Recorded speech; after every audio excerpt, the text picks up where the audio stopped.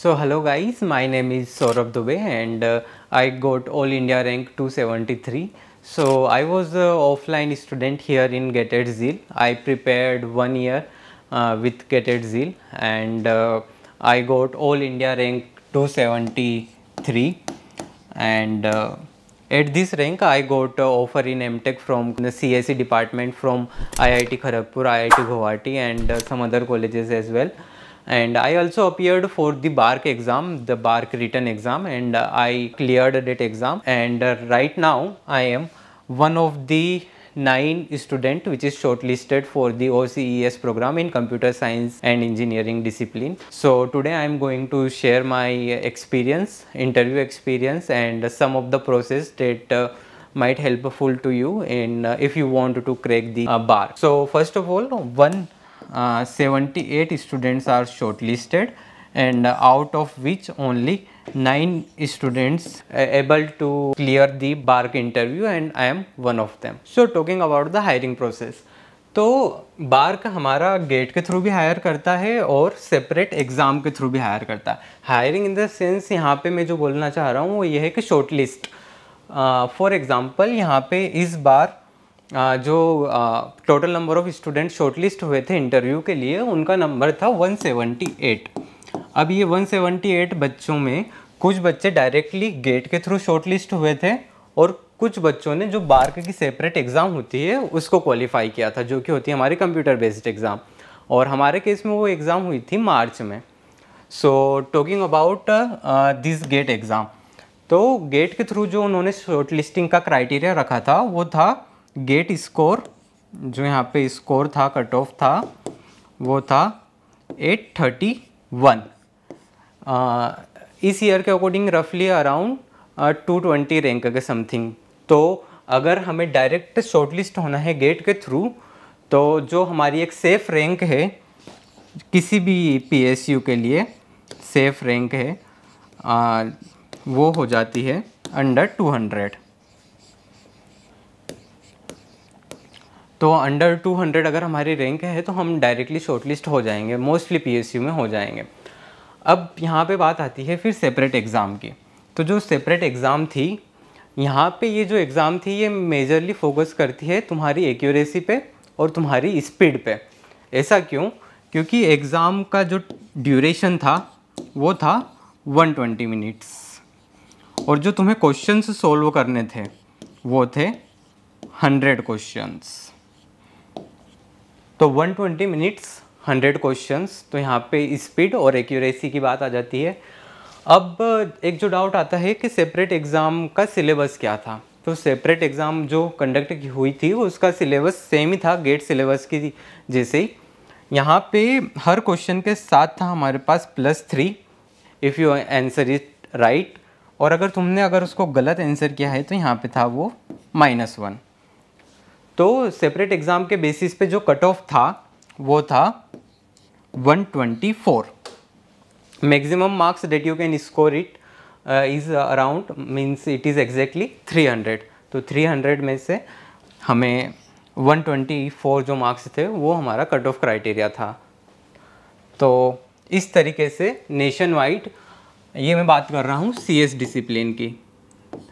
CS discipline में हमारे पास 178 बच्चे शॉर्टलिस्ट हुए थे. अब ये जो रिज़ल्ट आया था उसके बाद जो 178 स्टूडेंट्स थे उनकी इंटरव्यू डेट फिक्स करना था. तो वो हमें ऑप्शन मिलता है, इंटरव्यू विंडो ओपन होती है, वहाँ पे हमें एक स्लॉट बुक करना रहता है हमारे लिए इंटरव्यू के लिए.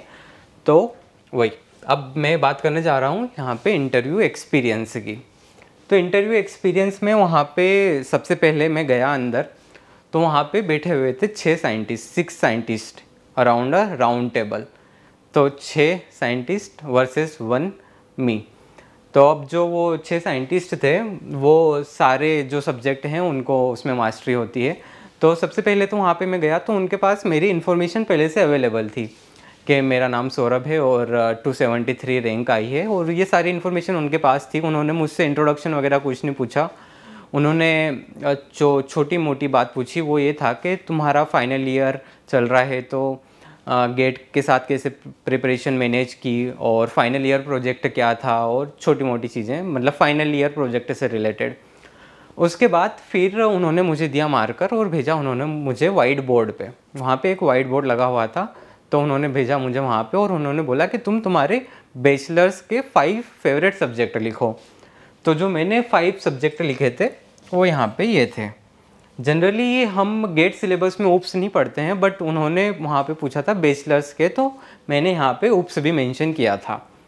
अब जो रियल टेस्ट है, जो रियल इंटरव्यू है, वो अब बिगिन होता है। तो सबसे पहले बात करें अगर हम उप्स की, तो उप्स में हर जो भी सब्जेक्ट है वहाँ पे स्टार्टिंग बेसिक से सही होती है। तो उन्होंने पूछा कि सबसे पहले तो तुमने उप्स में क्या क्या पढ़ा हुआ है। मैंने उन्हें जो हमारे 4 पिलर्स होते हैं उप्स के वो बताए। तो उप्स में उन्होंने मुझसे पूछा स्टार्टिंग में जो बेसिक 4 पिलर्स होते हैं हमारे उप्स के, तो मैंने उन्हें वो अच्छे से समझाए, उनकी डेफिनेशन वगैरह समझाई। उसके बाद उन्होंने मुझसे पूछा इनहेरिटेंस के बारे में। तो इनहेरिटेंस के बारे में पूछा, उसके एग्जाम्पल्स मुझसे कोड लिखवाया पूरा बोर्ड पे। तो उन्होंने मुझसे पूछा इनहेरिटेंस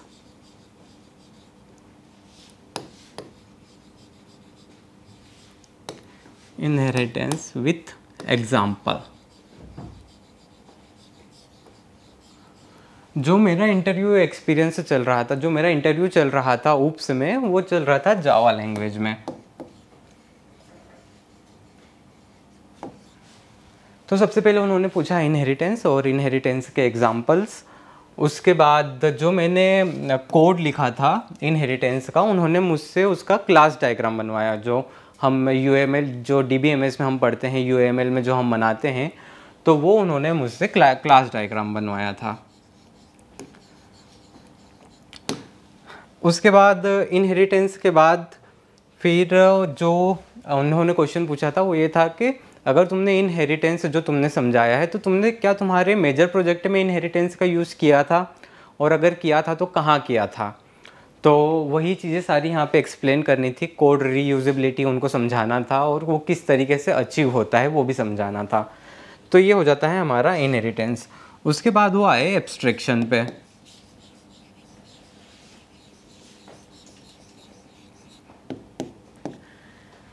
एब्स्ट्रैक्शन के बाद उन्होंने मुझसे पूछा इंटरफेस के बारे में।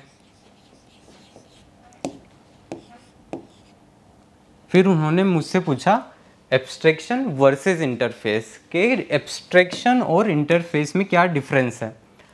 टेक्निकल जो सिंटेक्टिकल डिफरेंस होते हैं वो नहीं, एक्चुअल डिफरेंस, दोनों में एक्चुअल डिफरेंस क्या है, कौन सी सिचुएशन में हम एब्स्ट्रैक्शन का यूज़ करेंगे और कौन सी सिचुएशन में हम इंटरफेस का यूज़ करेंगे। तो वो सारी चीज़ें उन्होंने पूछी। उसके बाद एसोसिएशन,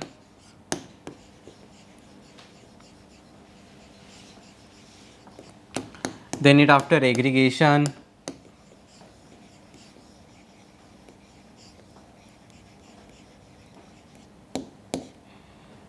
उसके बाद इज वर्सेस हैज़ रिलेशनशिप। उसके बाद फिर जो इंटरव्यू था वो हमारा एक्सेप्शन हैंडलिंग के डायरेक्शन में गया। तो उसके बाद उन्होंने सारे कॉन्सेप्ट पूछे मुझसे एक्सेप्शन हैंडलिंग के। तो इसके बाद जो फिर उन्होंने मुझसे चीज़ें पूछी उसमें था हमारा एक्सेप्शन हैंडलिंग।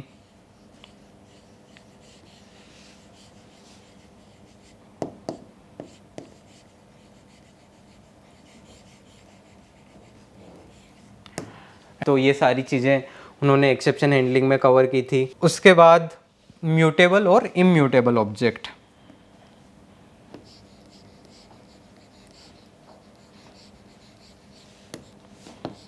म्यूटेबल वर्सेस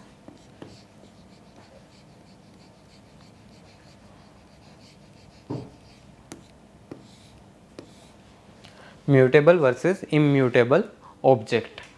तो ये जो सारी चीज़ें उप्स में मेंशन है, यहाँ पे आपको इन सब का कोडिंग इम्प्लीमेंटेशन भी पता होना चाहिए, क्योंकि वो किसी भी चीज़ का तुमसे कोड लिखवा सकते हैं। और कोड पूरा वही बोर्ड और मार्कर पे ही लिखना है, तो वो तुम्हें सिंटैक्टिकली करेक्ट कोड लिखना है। तो यहाँ पे लैंग्वेज भी हमारे पास ऑप्शन रहता है, हम कोई सी भी प्रीफर कर सकते हैं, जावा प्रीफर कर सकते हैं या C++, जो भी तुम्हारे प्रेफरेंस में हो। उसके बाद आ जाता है हमारा सी प्रोग्रामिंग। क्योंकि UPS में काफ़ी टाइम हो चुका था ऑलरेडी, तो उन्होंने सी प्रोग्रामिंग में से मुझसे ज़्यादा क्वेश्चन पूछे नहीं, और जो इंटरव्यू होता है तो वो कंटिन्यूएशन में होता है। जैसे कि अगर मैंने कुछ वर्ड बोला तो वो उस वर्ड को कैच करके फिर आगे की चीज़ें पूछेंगे। तो जो सी प्रोग्रामिंग है यहाँ पे वो आए थे जावा से। तो जो फर्स्ट क्वेश्चन था वो ये था कि कौन सी सिचुएशन में तुम सी प्रोग्रामिंग यूज़ करोगे और कौन सी सिचुएशन में तुम जावा प्रोग्रामिंग यूज़ करोगे। तो पहला तो था सी वर्सेस जावा, किस सिचुएशन में हम कौन सी लैंग्वेज को प्रेफर करेंगे। तो दूसरा क्वेश्चन था हमारा सी प्रोग्रामिंग लैंग्वेज में, फॉलो अप क्वेश्चन था, वो ये था कि मेमोरी मैनेजमेंट कैसे होता है सी में और मेमोरी मैनेजमेंट कैसे होता है जावा में। तो यहाँ पे था हमारा मेमोरी मैनेजमेंट वाला कॉन्सेप्ट। जो कॉन्सेप्ट वो वहाँ पे डिस्कस करना चाह रहे थे वो ये था कि अगर हम सी में एमएलओ के थ्रू मेमोरी एलोकेट करवा रहे हैं तो हमें उसको एक्सप्लिसिटली रिलीज़ करना होता है फ्री फंक्शन के साथ। बट जावा में हमारा जो डी एलोकेशन होता है वो JVM करता है, तो वो जो अनपॉइंटेड ऑब्जेक्ट होते हैं उनकी मेमोरी वो रिलीज़ कर देता है। तो ये मेजर कंक्लूजन था जिस पे आना था, और इसके बाद वो सी प्रोग्रामिंग से नेक्स्ट टॉपिक पे स्विच हो गए था। फिर हमारा जो नेक्स्ट टॉपिक था वो था डेटा स्ट्रक्चर।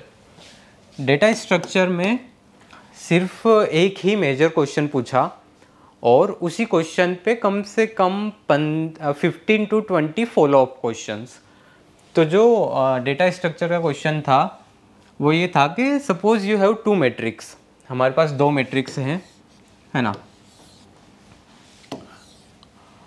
और ये मैट्रिक्स की साइज़ काफ़ी बड़ी है। मतलब तुम ऐसा कंसिडर कर लो 1 CR वर्सेस 1 CR या 1 CR क्रॉस 1 CR।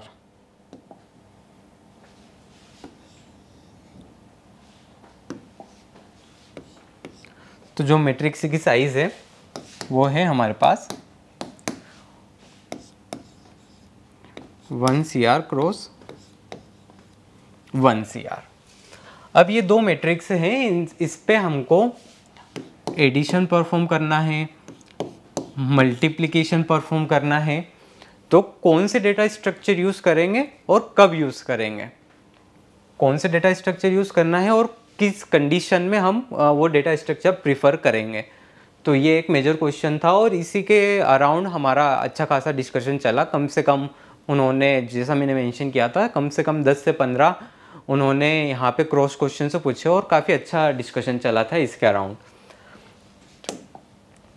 उसके बाद आता है हमारे पास ऑपरेटिंग सिस्टम। ऑपरेटिंग सिस्टम में भी स्टार्ट उन्होंने बेसिक से ही किया था कि व्हाट इज़ ऑपरेटिंग सिस्टम और उसकी फंक्शनलिटीज़ क्या है। तो वही OS प्लस फंक्शनलिटीज़। तो ये यहाँ से हमारा स्टार्ट हुआ था। अब जैसा कि जो मैं फ्लो मेंशन करने चाह रहा था स्टार्टिंग में, अब तुम उसको ज़्यादा अच्छे से रिलेट कर पाओगे। जैसे कि फंक्शनलिटी में मैंने यहाँ पे एक वर्ड यूज़ करा था मेमोरी मैनेजमेंट, तो वो फिर मेमोरी मैनेजमेंट पे आए तो उन्होंने मेमोरी मैनेजमेंट पूछा। मेमोरी मैनेजमेंट में फिर वो आए internal fragmentation versus external fragmentation. अब इंटरनल फ्रेगमेंटेशन एक्सटर्नल फ्रेगमेंटेशन मैंने अच्छे से समझाया उन्हें, और वहाँ पे फिर मैंने एक वर्ड यूज़ किया था इसके एक्सप्लेनेशन में, ट्रैप।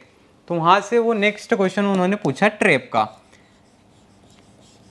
ट्रैप से फिर डिस्कशन गया इंटरप्ट पे। इंटरप्ट क्या होते हैं, व्हाट इज़ इंटरप्ट, है ना। इंटरप्ट के बाद सॉफ्टवेयर इंटरप्ट क्या होता है, हार्डवेयर इंटरप्ट क्या होता है। अगर हम कीबोर्ड पे एक स्विच, एक की को प्रेस कर रहे हैं तो वो सॉफ्टवेयर इंटरप्ट है या हार्डवेयर इंटरप्ट है।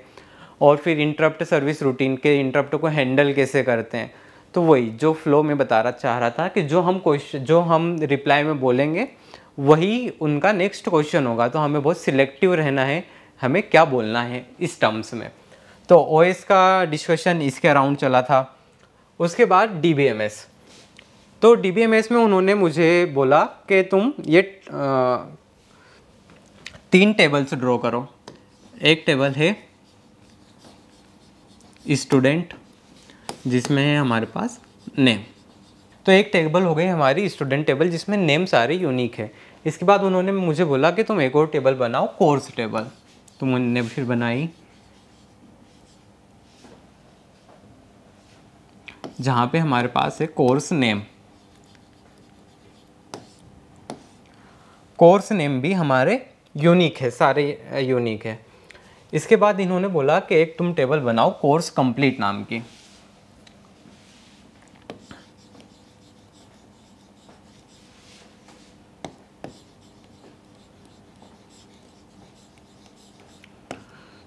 कोर्स कंप्लीट नाम की जो टेबल है, इसमें हमको ये इन्फॉर्मेशन मेंटेन करनी थी कि किस स्टूडेंट ने कौन सा कोर्स कंप्लीट कर लिया है ना। तो सबसे पहले तो जो फर्स्ट क्वेश्चन था वो ये था कि तुम इसमें कौन से एट्रीब्यूट्स रखोगे, कौन कौन से एट्रीब्यूट्स रखोगे। दूसरा क्वेश्चन था, एक तो हो गया कौन से एट्रीब्यूट्स, विच एट्रीब्यूट्स, है ना। दूसरा क्वेश्चन था उन एट्रीब्यूट्स के बीच में क्या रिलेशन है, मीन्स 1 to 1 रिलेशन है या 1 to many रिलेशन है या many to many रिलेशन है ना। तो जो दूसरा क्वेश्चन हो गया वो हो गया उनके बीच में क्या रिलेशन है, रिलेशन। फिर उन्होंने मुझे बोला कि तुम एक और टेबल बनाओ। जो टेबल थी वो थी प्री रिक्विजिट की टेबल।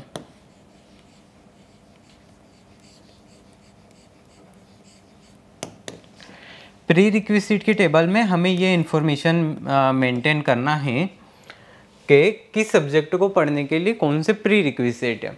फॉर एग्जांपल, अगर हमें एल्गोरिथम पढ़ना है तो डिस्क्रीट मैथमेटिक्स एक प्री रिक्विजिट है। अगर हमें C++ पढ़ना है तो C एक उसका प्री रिक्विजिट है कि C कंप्लीट होगा तभी हम C++ पढ़ सकते हैं। तो एक प्री रिक्विजिट की टेबल है। तो सबसे पहला क्वेश्चन यहाँ भी यही था कि यहाँ पे तुम कौन कौन से एट्रीब्यूट्स रखोगे, विच एट्रीब्यूट्स। और दूसरा क्वेश्चन भी सेम था कि उन एट्रीब्यूट्स के बीच में क्या रिलेशन होना चाहिए। तो ये दोनों सेम क्वेश्चन थे वहाँ पे। और फिर जो DBMS का लास्ट क्वेश्चन था जहाँ पे मेरा इंटरव्यू फिनिश हुआ, वो ये था कि अगर किसी स्टूडेंट को एक कोर्स लेना है, मान लो XYZ कोर्स का नेम है ना, यहाँ पे बहुत सारे कोर्स होंगे इसमें, जैसे C होगा, C++ होगा, ऐसे ही XYZ होगा। तो अगर किसी स्टूडेंट को कोई सा कोर्स लेना है, फॉर एग्जांपल XYZ, तो जो मेन क्वेश्चन था वो ये था कि वो स्टूडेंट कोर्स लेने के लिए एलिजिबल है या नहीं है। हमें वो इसमें चेक करना होता कि प्री रिक्विजिट में वो पहले से कंप्लीट हो चुका है या नहीं। XYZ कंप्लीट करने के पहले कौन कौन से दूसरे कोर्स कंप्लीट हो जाने चाहिए थे। तो वो सारी कंडीशंस और वो सारे सिनेरियोज को ध्यान में रखते हुए तुमको ये आंसर देना था। तो ये था मेरा इंटरव्यू एक्सपीरियंस। काफ़ी अच्छा इंटरव्यू एक्सपीरियंस था और 1 hour 15 मिनट तक इंटरव्यू चला और काफ़ी बेसिक से क्वेश्चन वो पूछ लेते हैं। जैसे कि मैंने यहाँ पे कुछ मेंशन भी नहीं किया है, तो वो और जो डिटेल्ड इंटरव्यू एक्सपीरियंस है उसकी मैं लिंक्डइन पोस्ट डिस्क्रिप्शन में शेयर करवा दूँगा। और thank you very much. Hope this interview experience is useful to you all, और all the best for your journey, or you can reach me on the LinkedIn if you want. So thank you.